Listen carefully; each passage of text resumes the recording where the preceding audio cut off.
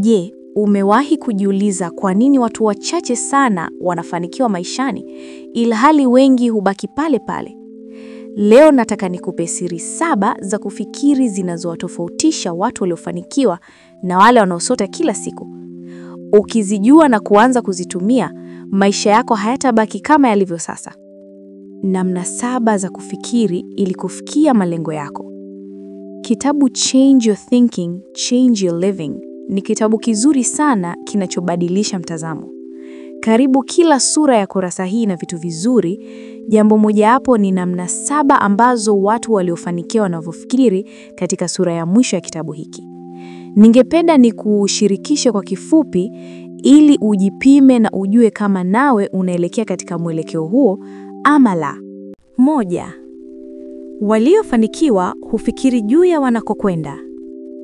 Watu waliofanikiwa hutumia muda mwingi kufikiri juu ya wanakokwenda na sio kule walikotoka. Huwa hawapotezi muda wao kufikiri juu ya namna walivyoshindwa ama walivyofeli.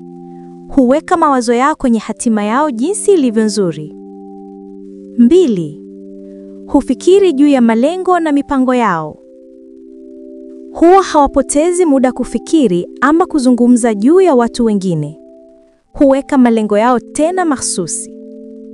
Kila wakati hufikiri juu ya malengo yao na huyafanyia kazi bila kuchoka hata kama ni kwa hatua ndogo ndogo. 3. Hufikiri mbinu za kufanya mambo kwa ubora. Kila wanachofanya huwa hawataki kufanya mambo kwa kiwango cha chini, kwani wanajua kila fursa hufungua fursa nyingine. Kwa sababu hiyo, katika kila wanachopewa kufanya, hufanya kwa ubora na hutafuta mbinu za kuongeza uwezo wao wa kuboresha matokeo kila wakati. 4. Hufikiri juu ya kupata suluhisho. Kwenye kila tatizo, watu waliofanikiwa hujikita katika kutafuta suluhisho la matatizo yao na sio kutafuta mtu wa kumlaumu ama kutafuta visingizio. Bila kujali chanzo cha tatizo, hujiuliza, hivi suluhisho la changamoto hili linaweza kuwa ni lipi? Watu wanaofanikiwa huamini kuwa kila tatizo lina suluhisho lake. 5. Kila wakati wanafikiri namna ya kupata matokeo makubwa. Kwenye kila wanachofanya, hutafuta njia za kupata matokeo makubwa. Huweka vipaumbele vya kila siku na hujiuliza ni mambo gani nikifanya leo yatanipa matokeo makubwa zaidi na huanza nayo hayo hayo. Watu waliofanikiwa hawajikiti katika kufanya mambo mengi yasiyochangia malengo yao, bali huchagua mambo machache yanayochangia kwa kiwango kikubwa kufikia malengo yao. 6. Huwa wanajikuza katika kila eneo.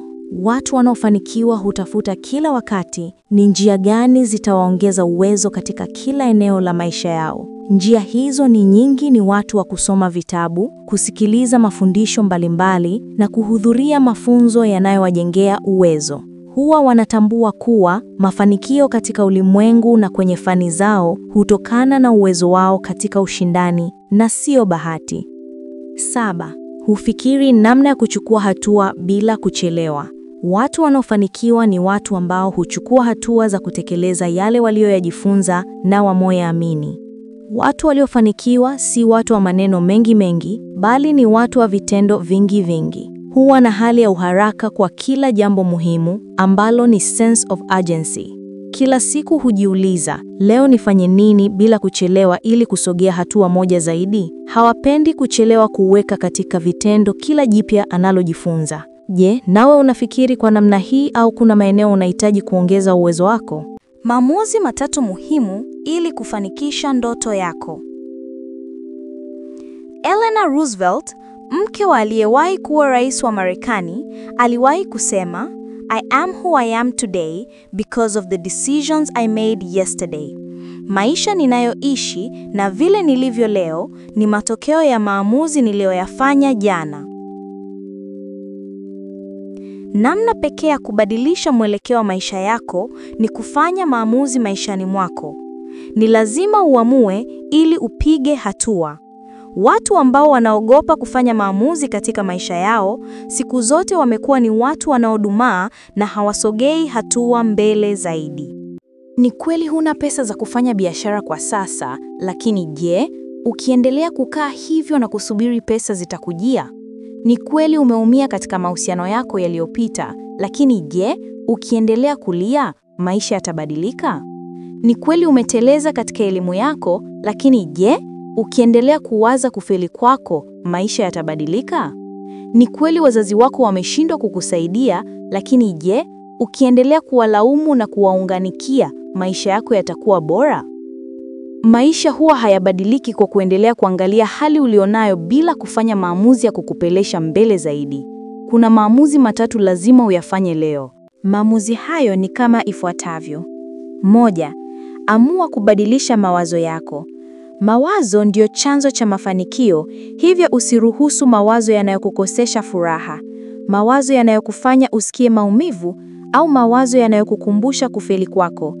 Nguvu hiyo hiyo unayotumia kuwaza mawazo ya kushindwa, anza kuitumia kuwaza mawazo ya kushinda. Jiambie kila wakati, mimi ni mshindi. 2. Amua kuchukua hatua leo. Hakuna kitu ambacho hubadilika chenyewe. Unahitaji kuchukua hatua ya kubadilisha hali yako. Kazi hazitakufuata, zifuate ziliko. Watu wengi huwa wanajipa majibu ya hapana kabla hawajajaribu hata kidogo. Usihitimishe kuwa haiwezekani wakati bado hujajaribu hata kidogo. Ukianza kuchukua hatua, utashangaa mambo yatakavyobadilika maishani mwako. Sio ngumu kama unavyofikiria. 3. Amua kutokata tamaa. Kutokata tamaa ni matokeo ya maamuzi ambayo lazima uyafanye maishani mwako. Lijapokuwa bila kujali nini kitatokea katika maisha yako, bila kujali hali zinazokuzunguka, hivyo hayo ndio maamuzi matatu ambayo yanaweza kukusaidia kama utayatekeleza. Kama ujumbe huu umekusaidia, basi usiache hapa. Subscribe kwenye channel hii, like video hii, comment mawazo yako na share na rafiki mmoja ambaye anahitaji kusikia haya leo. Kumbuka, maisha yako ya kesho ni matokeo ya maamuzi yako ya leo.